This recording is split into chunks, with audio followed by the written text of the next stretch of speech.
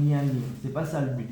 Le but, c'est de lire et que ça nous fasse réfléchir et que ça nous aide aussi dans notre vie personnelle et dans notre vie spirituelle. Et même dans la littérature, ça peut nous aider. C'est pas que les livres religieux qui vont nous aider à évoluer et à avoir une maturité spirituelle, à avancer en tout cas dans ce cheminement, dans cette voie. Donc ça, il faut vraiment se mettre des objectifs avec une liste de lecture, les 10 pages par jour. Ça, c'est important. Parce que comme j'ai dit tout à l'heure, il faut que la connaissance et l'amour soient à peu près parallèles dans la balance. Sinon, ça peut engendrer des petits problèmes. Il y a des choses qu'on va vivre, mais qu'on ne va pas pouvoir comprendre. Et quand on ne va pas pouvoir comprendre, on va se dire, mais c'est quoi ça, etc. Alors que si on arrive à comprendre ce qu'on vit, et ça passe que par la lecture, et ben on va pouvoir mieux avancer. Après, au niveau de la deuxième étape, on a dit quoi? Ilmen Yaken, c'est la porte de la charia. Après, il y a Aynen Yaken, on va lire avec le cœur cette fois-ci. Moi, il y a une histoire que j'aime beaucoup raconter, parce qu'elle me plaît beaucoup aussi, c'est l'histoire avec Mevlana et Shems de Tabriz. Shems, il dit à Mevlana, oui, c'est quoi ton livre le plus précieux? Et Shems, Mevlana, il va chercher son livre le plus précieux, qu'il avait hérité de son père, qui était un grand savant également. Il le prend, il le feuille comme ça, et il le jette dans l'eau d'un coup. Mevlana, il pète un plomb. Et il dit, mais comment ça? Pourquoi tu l'as jeté dans l'eau? Il est mort mon livre à cause de toi, etc.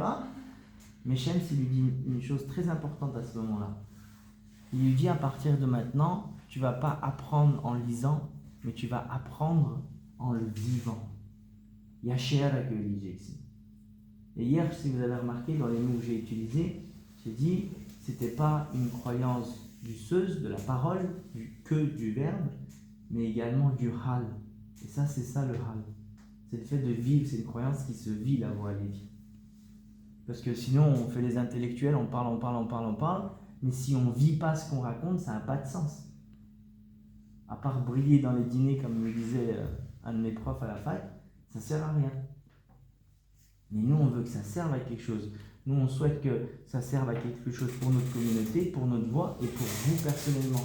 Et la lecture, ça peut que vous servir dans vos cours, dans votre vie personnelle, dans vos vies professionnelles.